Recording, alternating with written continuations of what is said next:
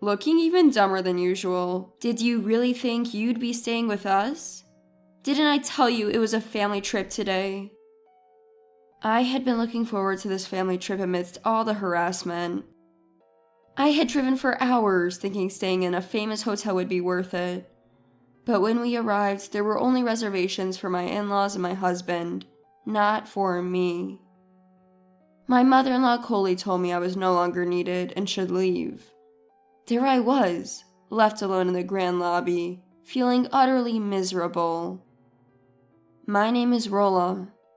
An only child, I lost my father in an accident when I was young, and was raised by my mother single-handedly. Now 31, I am married and live away from home. I met my husband Jack, who was the same age as me at work, and we got married. Back when we were dating, I admired Jack for having strong opinions. I found his decisiveness reassuring. However, after we got married, this very trait began to be a source of my suffering. Growing up, it was just my mother and me helping each other out. This upbringing made me, if anything, a person who's good at listening and accommodating others. I tend to avoid inconveniencing others or causing conflicts, almost subconsciously.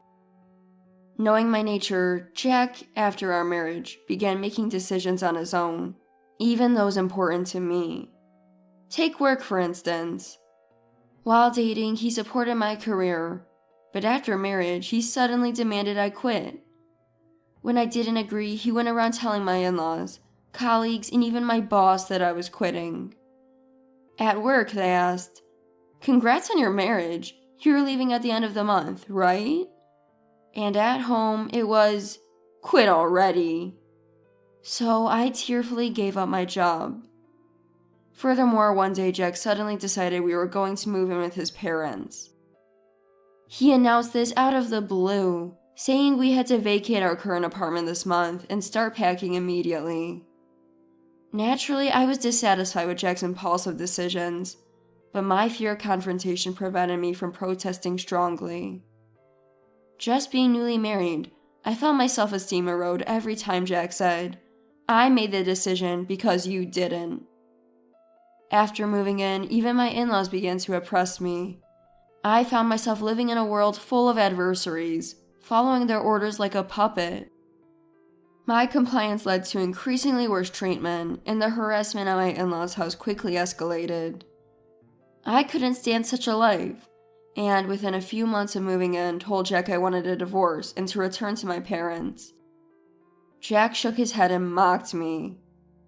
"Do you realize how hard it is to raise a child alone? Your mom gave up her time and love to raise you, and now you want to come back so soon after getting married. Imagine her despair. Well, if you don't care about her suffering, I won't stop you." He left, mocking my inability to respond, ending the conversation. Alone, I pondered Jack's words. In fact, my mother recently started dating someone considering marriage. Now that I was married, she could finally focus on her own happiness. I couldn't disturb that. Telling myself it would be fine as long as I endured, I put up with the treatment at my in-laws for about a year. Then one day, Tom suggested we go on a family trip. This was my first trip since getting married, but considering how I've been treated so far, I expected to be used for chores like carrying luggage and souvenirs. However, the thought of eating a meal prepared by someone else made me a bit excited. At my in-laws, I was always left behind to look after the house while the three of them dined out. And maybe I could enjoy a long, warm bath at the hotel. As I listened to the three of them excitedly discussing which hotel to choose, I did my chores with a small glimmer of hope in my heart. On the day of the trip, I was naturally assigned to be the driver. It was fine by itself, but Jack and Tom, despite having licenses, didn't offer to take turns, leaving me to drive the long journey alone. Our breaks on the way there were rushed to fit their schedule, and by the time we arrived at the hotel, I was exhausted, barely managing to pull Mary's large suitcase inside. The hotel, being a luxurious one, shone with its beautiful interior and soft lighting. I took a deep breath, soothed by the elegant fragrance enveloping the lobby, looking forward to the extraordinary time I was about to spend. Having held the steering wheel for hours, my eyes were tired, and my back and legs ached considerably.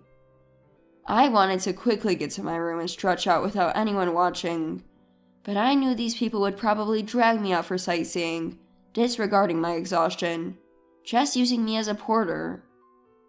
I sighed quietly, careful not to be noticed by Mary, who was busy taking photos of the paintings and flowers in the lobby.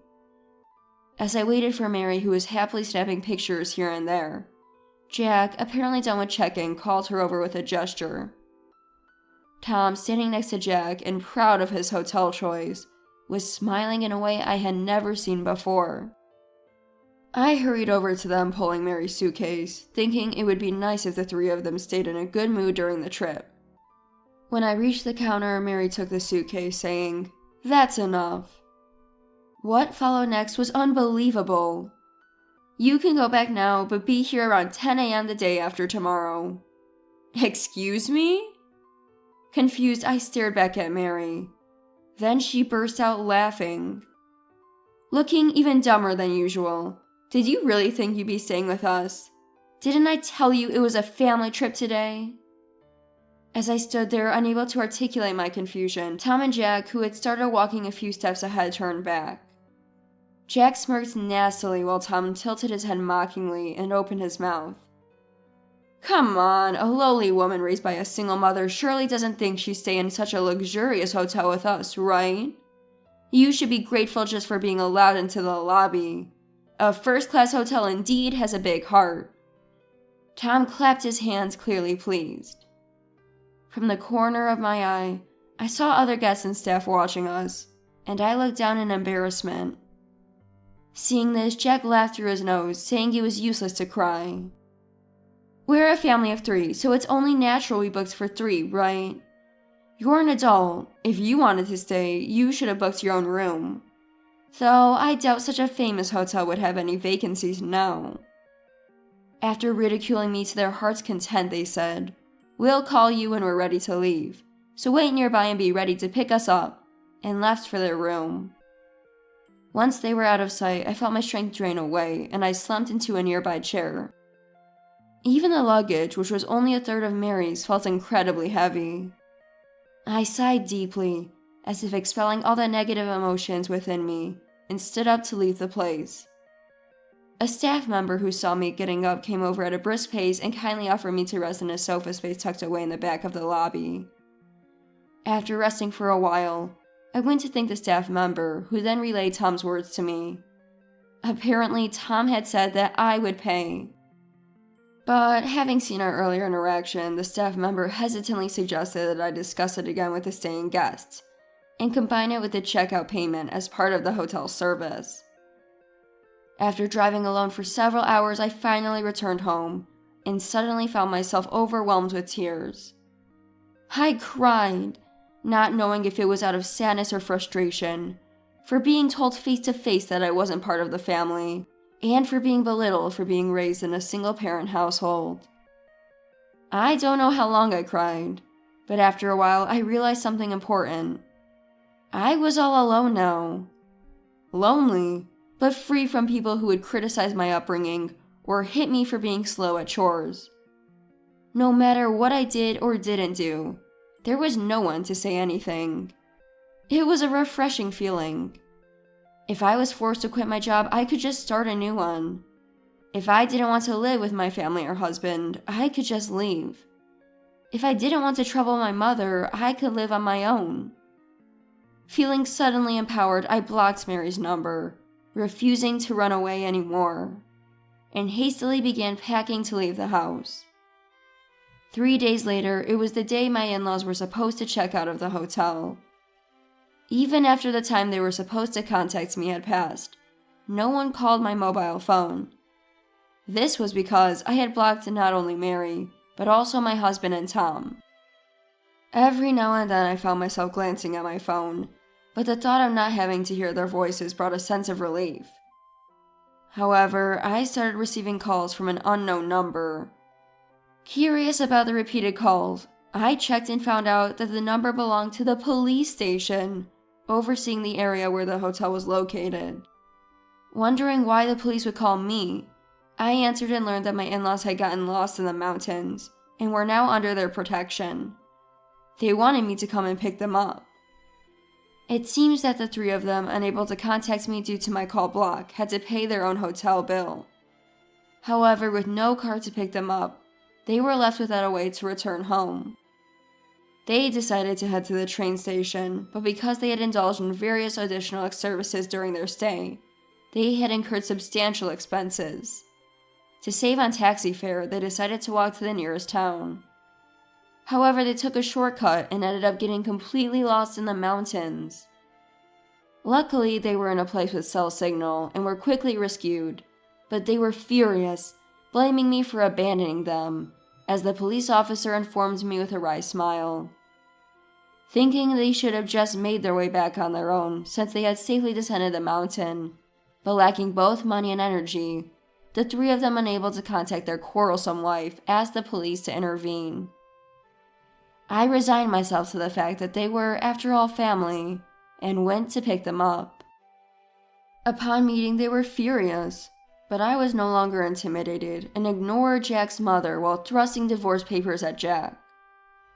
When I indicated my intention to divorce, Jack sneered arrogantly and raised his fist, but restrained himself, realizing we were at the police station. Jack, seeing the police officers in his line of sight, must have realized he couldn't do anything foolish.